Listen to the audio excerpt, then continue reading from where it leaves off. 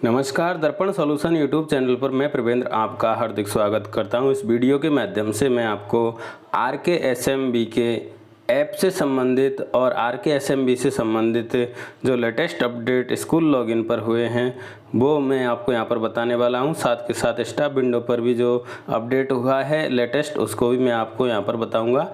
तो यहाँ पर जब हम RKSMB के ऐप देखेंगे तो उसमें कुछ नई चीज़ें ऐड हुई हैं और कुछ पुराना भी है, तो बहुत सारी चीज़ें हम यहाँ पर देखने वाले हैं। तो शाला दर्पण के स्कूल लॉगिन पर हम चलते हैं, अपना स्कूल लॉगिन करते हैं।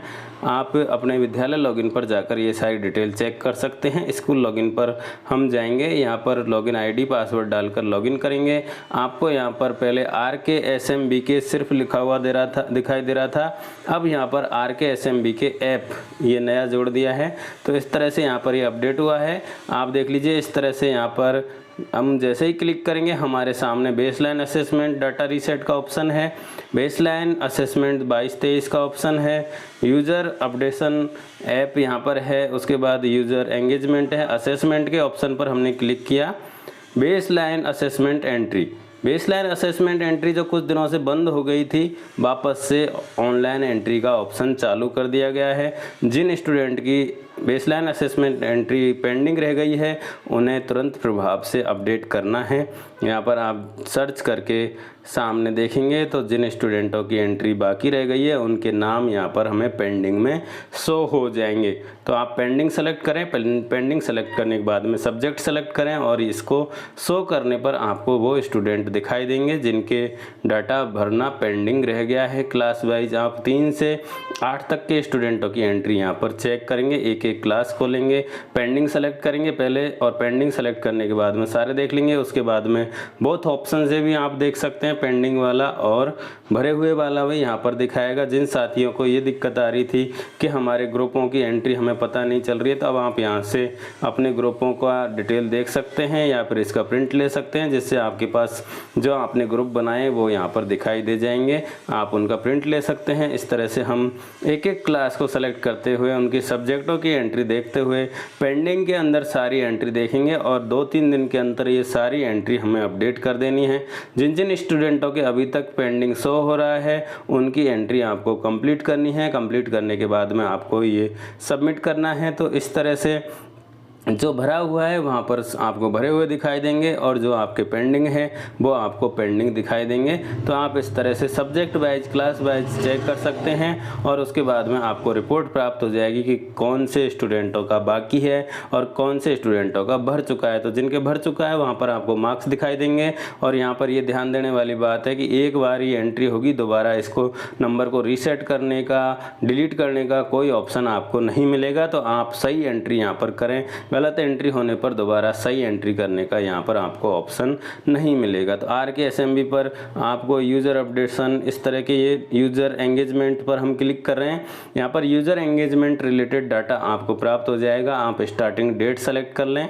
एंगेजमेंट का मतलब जो ऐप है RKSMB के उस पर जो कर्मचारी हैं उनका कितना एंगेजमेंट रहा वो यहाँ पर आपको दिखाई देगा। Average number of teacher competency cycle complete पर टीचर, तो यहाँ पर 0.13 आपको दिखाई दे रहा है। इसी तरह से यहाँ पर हम सेकंड ग्रेड L2 L1 का सेलेक्ट करके भी शो कर सकते हैं। यहाँ पर आपको दिखाई दे जाएगा, जो पोस्ट आप सेलेक्ट करेंगे उससे रिलेटेड यहाँ पर डाटा दिखाई दे जाएगा।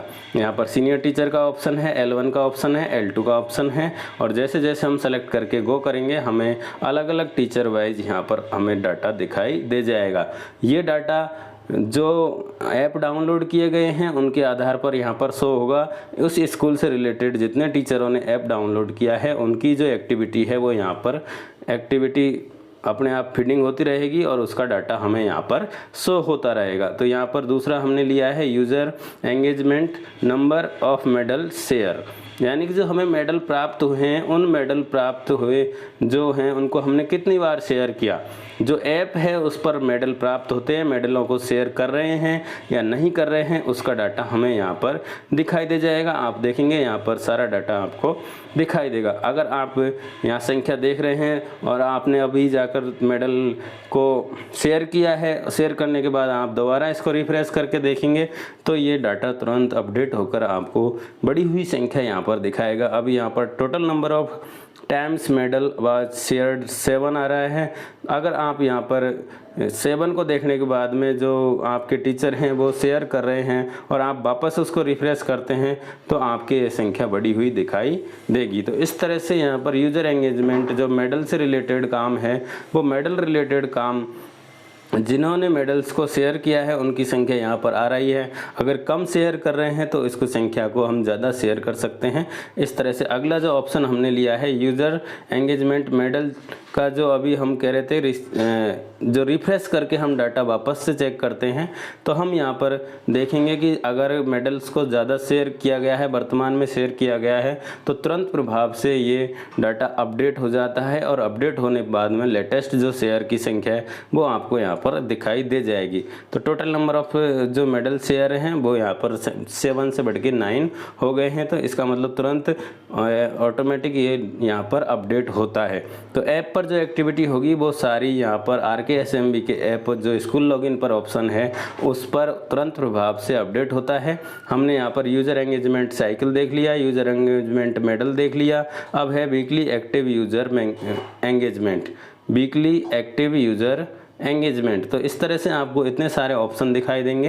ये नए ऑप्शन यहाँ पर उपलब्ध हैं। इन ऑप्शनों के अंदर जैसे ही आप क्लिक करते हैं यहाँ पर यूज़र एंगेजमेंट वीकली काउंटिंग हमें दिखाई देगी। डेट हम सेलेक्ट कर लेंगे, जिस तारीख से जिस तारीख के बीच में हम सेलेक्ट कर रहे हैं वहाँ का डाटा हमें प्राप्त हो जाएगा। यहाँ पर स्कूल का नाम दिखाई देगा, total percentage of teacher who have used the app यहाँ पर दिखाई दे रहा है। Percentage of teacher who used the app 1 to 2 time in the week, 1 से 2 बार में वीक में यूज़ किया।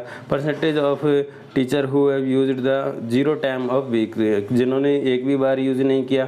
तो इस तरह से हमें यहाँ पर डाटा प्राप्त होता रहेगा। RKSMB के अंतर्गत बेस लाइन की जो एंट्री है वो वापस से स्टार्ट कर दी गई है। जिन टीचर्स ने अभी तक एंट्री नहीं की है वो साथ ही एंट्री कर सकते हैं। स्कूल लॉगिन पर ऑप्शन है, या फिर आप अपनी स्टाफ विंडो पर जाएँ, स्टाफ विंडो का इस तरह से लॉगिन करें। लॉगिन करने पर आपको RKSMB के स्टाफ विंडो पर दिखाई देगा। प्रोफाइल के नीचे RKSMB के बेसलाइन असेसमेंट आपको दिखाई देगा।